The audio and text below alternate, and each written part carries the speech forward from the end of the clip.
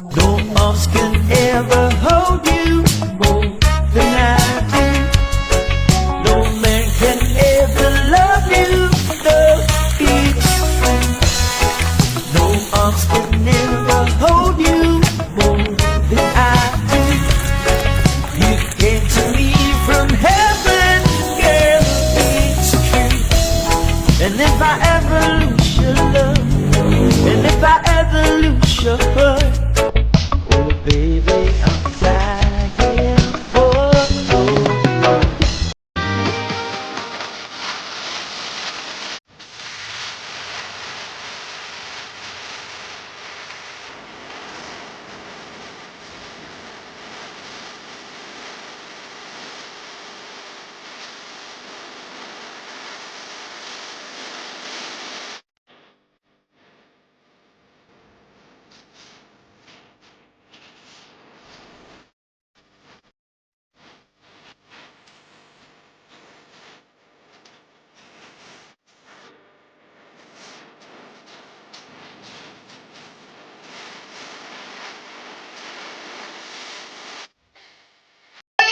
Oo!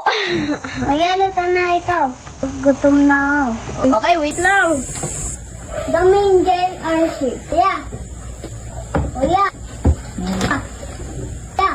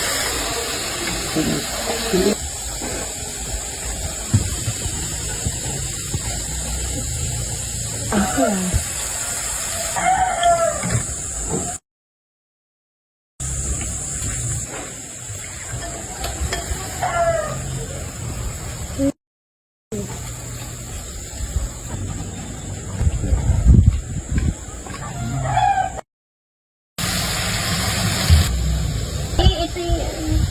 Ang lasa? Tasty.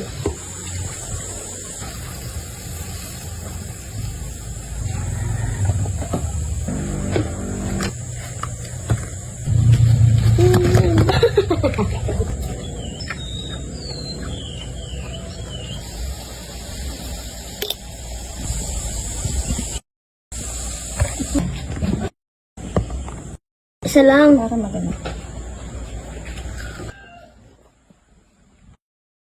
Nakakabuang din ang pa-cellphone, no? Tara, samahan niyo muna ako magluto ng makakain. Napakalutong na kropek na gawa sa balinghoy. Meron nga nag-alok sa amin na maghukay na ng balinghoy sa kanyang taniman. Salamat po, Kuya Atan, sa bigay mong balinghoy. Kainitang nga, naghukay kami ng balinghoy. Maaga pa naman yan, mukha lang tanghali na. Kaya okay lang yan, vitamin din naman yung sikat ng araw. Medyo mahirap pala magtalap nitong balinghoy. Merong makapit pero meron din madali lang.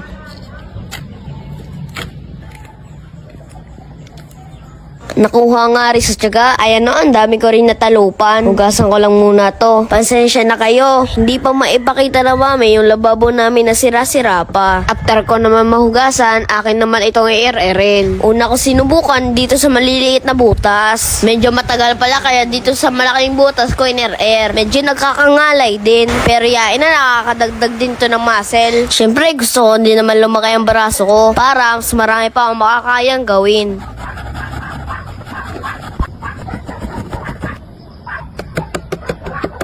After ko nga ma-air lahat, akin naman gigilingin dito sa aming food processor. Para nga, mas pumino pa yung balinghoy. Pipigayin pa kasi ito mamaya. Mas madali itong pigayin kapag pino. Yung ganitong kapino, okay na yan. Pagkatapos ko magiling, kumuha naman ako ng dahon ng saging. Inalis ko lang yung matigas sa gitna at aking pinunasan. Gagamit nga din pala ako dito ng telang malinis. Ilalagay lang ako dito ng 2 sandok nitong balinghoy na giniling. Tapos pipigayin lang ito hanggang maubos yung katas. Buong persa talaga yung pagpipigan nito. Ayan o, kita nyo ga ako yung namimilipit na. Kailangan garne yun na inigas talaga sa pagkatuyo. Kapag naman lahat ay natapos sa pigain, paghihiwalay-hiwalay natin ulit. Pagkatapos, binurburan ko naman ito ng garlic powder. Itong magsisilbing flavor sa ating gagawing kropek. Pagkatapos, sinalo ko naman ito ng mabuti. Tapos dinis sa dahon, naglagay muna ako dito ng 1 dakot. Pinlat ko lamang hanggang sa lumapad. Dapat malapad na manipis. Kapag kulang pa sa dahon, dadagdagan na lang. Gumamit na nga din pala ako dito ng rolling pin. At ito na nga lahat ng nagawa ko. Dahan-dahan ko nga pala ito nilagay dito sa steamer. Mas kere magkakasapaw, okay lang yan. Nagpabulak lang muna ako ng tubig bago ko ipinatong itong 2 layer na steamer. Aantayin lang ito hanggang sa maluto yung balinghoy. Kapag ganito na yung kulay, ibig sabihin luto na yan. Kinabukasan naman, ibinilad ko to sa initan. After maibilad hanggang tanghali, nilikom ko muna ito para gupit-gupitin. Habang hindi pa to masyadong tuyo, madali pa itong gupitin. Mas madali din matuyo kung gupit-gupit na. Mas maigi din kung may butas-butas ang papagbilaran. Buti matingkad pa rin ng init ngayon. At makalipas nga ng 3 araw. Goods na yung pagkatuyo nito. Sa wakas, pwede na itong kainin. Ay, lulutuin ko pa nga pala ito. Nagpainit na nga pala ako dyan ng mantika. Kailangan mainit na mainit yung mantika. Napakabilis lang nito maluto. Kaya dapat alert sa paghahango.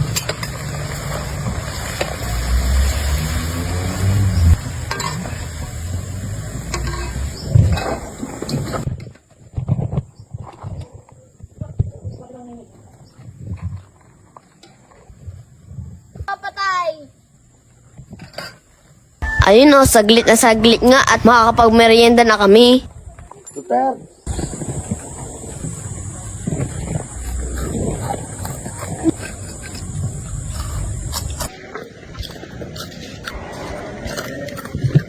O siya, hanggang dito na lamang. Hanggang sa muli. Bye-bye!